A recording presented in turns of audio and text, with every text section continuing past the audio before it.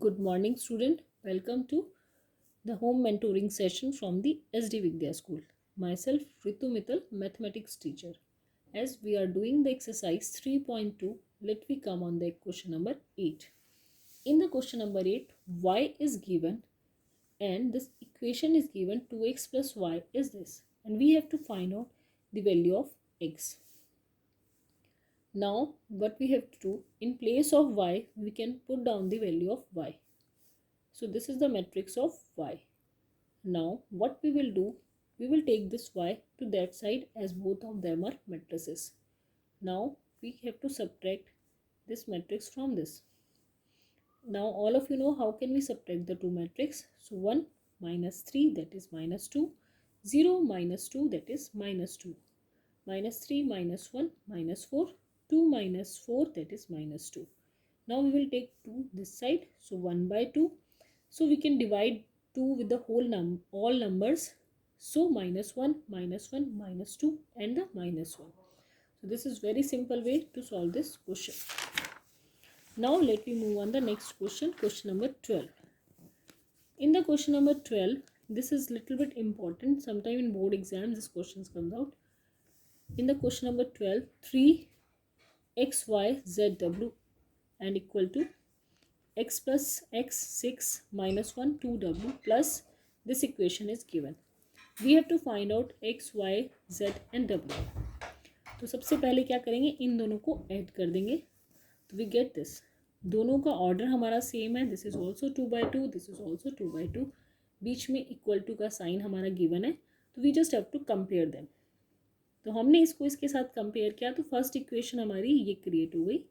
Second equation is this and the third is with this and the fourth is with it. So इस type से ये 4 equation हमारी create हो जाएंगी. जब हमने फर्स्ट इक्वेशन को सॉल्व किया तो we get this x equal to 2 answer. In the similar way when we solve the second equation x की वैल्यू हमारी आ गई है. We get this equation, sorry this value y is equal to 4 and after solving the fourth we get the w is equal to 3 and then we will solve the equation number 3 as we require the value of w in it. We get the z is equal to 1. Let me move on the question number 15. Question number 15 is also an important question. ये board exam में इस type के questions कई बार आ जाते हैं हमारे. ठीक है, तो चलिए करते हैं. क्वेश्चन नंबर 15 में हमें दिया हुआ है a की वैल्यू हमें गिवन है. We have to find out this value. कभी कभी इसकी वैल्यू फाइंड आउट करने को आ जाएगी और कभी क्वेश्चन में आ जाता है कि we have to prove that कि दिस इज इक्वल टू 0 और सम वैल्यू. तो चलिए करते हैं. तो पहला क्या है, ए स्क्वायर. तो how can we find out the A square. A square को can we write on A into A. तो हमारे पास ए मैट्रिक्स दिया हुआ है, हमने उसको 2 बार लिख लिया. अब इन दोनों के बीच में क्या है, मल्टीप्लिकेशन है. तो लेट वी मल्टीप्लाई देम. तो all of you know now कि how to multiply the two matrix. तो हमने इसको मल्टीप्लाई किया दोनों को and we get this result. तो ये हमारा रिजल्ट आ गया इसके बाद.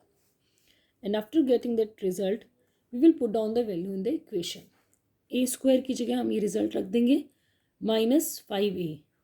ए की वैल्यू हमारे पास ऑलरेडी है तो 5 से हमने क्या करना है, हर एक एलिमेंट को मल्टीप्लाई करना है. Plus 6i. आई आप सबको पता है that is a unit matrix. अब यूनिट मैट्रिक्स क्या है या आइडेंटिटी मैट्रिक्स, इसकी वैल्यू इसकी ऑर्डर जो है according to the given matrix. जो हमें ऑलरेडी हम क्वेश्चन के अंदर मैट्रिक्स ले रहे हैं उनका ऑर्डर क्या चल रहा है. अगर वो 2/2 ऑर्डर में काम कर रहे हैं तो हम यहाँ आइडेंटिटी मैट्रिक्स 2/2 ऑर्डर की लेंगे. अगर वो 3/3 ऑर्डर में काम कर रहे हैं तो हम 3/3 ऑर्डर की लेंगे. उसके बाद हमने ये सारी वैल्यूज पुट कर दी and after solving minus and plus ये सब कर लेंगे हम लोग. ये आपको सबको आ गया. तो इसको करने के बाद we get this answer. I hope that all of you get clear this question. Let me move on the next question, that is question number 17. In the question number 17, a is given, I is given. We have to find out the value of k. और यहाँ हमें equation दी हुई है के ए square is equal to के आई minus 2i. तो हमने सबसे पहले क्या करना है, ए स्क्वायर फाइंड आउट करना है. तो a into A is A square equal to K into A. K into ए का मतलब क्या है, के को हम ए के सारे एलिमेंट्स के साथ मल्टीप्लाई करेंगे. तो यही काम हमने यहाँ किया है. 2 into I, I is the identity matrix. तो 2 को हमने उसके सारे एलिमेंट्स के साथ मल्टीप्लाई कर दिया. We get this. Now after multiplying these two matrices, we get the result this one. 1 minus 2, 4 minus 4. और साइड बाई साइड हमने क्या किया, इसको सॉल्व कर लिया. तो इसमें से इसको सब्ट्रैक्ट कर लिया. We get this. And after solving that, we get the value of k, that is equal to 1.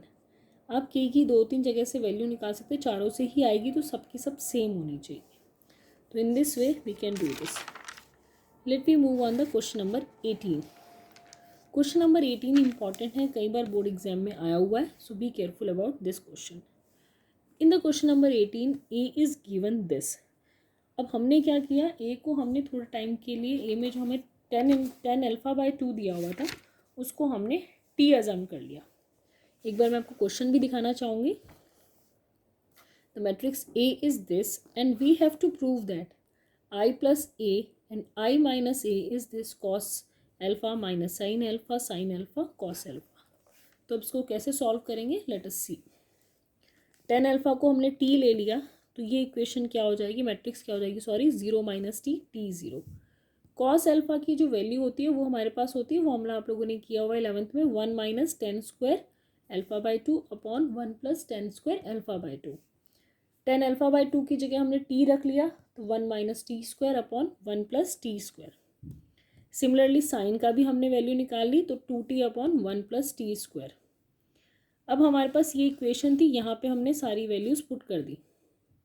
ए की जगह पे ए की वैल्यू पुट कर दी, कॉस की जगह पे कॉस की, साइन की जगह पे साइन की, साइन कॉस. तो हमने सारी वैल्यूज़ वहाँ पे टी की फॉर्म में पुट कर दी हैं.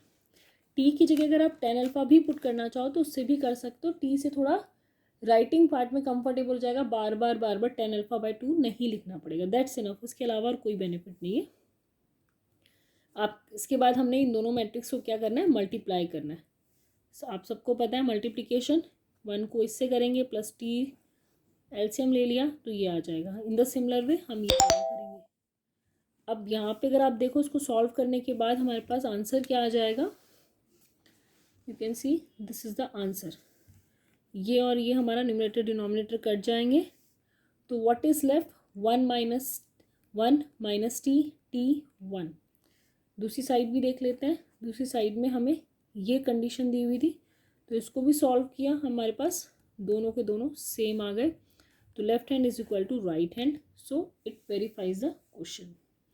Late me move on the next 20th question. 20th question में दिया हुआ है, the book shop of a particular school has 10 dozen chemistry books, 8 dozen physics books, 10 dozen economics books. Their selling prices are rupees 80, 60 and 40 respectively. We have to find out the total amount of the bookshop will receive from selling all the books using matrix algebra. अब इस question में हमें क्या दिया हुआ है, different books दी हुई हैं. तो पहले हमने उसका एक मैट्रिक्स बना लिया कि कौन कौन सी बुक्स हमें गिवन है. 10 डजन हमारे पास क्या था, केमिस्ट्री की बुक, 8 डजन फिजिक्स की और 10 डजन इकोनॉमिक्स की बुक. अगर हम डज़न की बात करें तो एक डज़न में हमारे पास कितने बुक्स हो गई, 12. तो 10 को 12 से मल्टीप्लाई करके we will find out the total number of books. ऐसे ही 8 को किया, ऐसे ही 10 को किया, वी गेट दिस रिजल्ट. अब हमने एक मैट्रिक्स और बनाई जिसमें इन सबकी कॉस्ट लिखी थी. केमिस्ट्री बुक्स की कॉस्ट थी 80 रुपीज़, फिज़िक्स की 60 और इकोनॉमिक्स की 40 रुपीज़. ये हमने दूसरा मैट्रिक्स बनाया. अब हमें इसकी टोटल कॉस्ट निकालनी है, तो हमने इन दोनों को मल्टीप्लाई किया. एक को ऐसे रखा और दूसरे को ऐसे रखा. After multiplying we get this answer 20160. 20160. अगर आप इसका ऑर्डर देखें, इसका ऑर्डर कितना था, 1/3 और इसका ऑर्डर था 3/1. तो ये और ये हमारा सेम हो गए, रोज एंड कॉलम्स. तो जो नया ऑर्डर बनेगा वो 1/1 का बनेगा. And after solving that we get this 20160. So in this way we have to do this exercise. I hope students, all of you get clear the concept. Thank you student and have a nice day.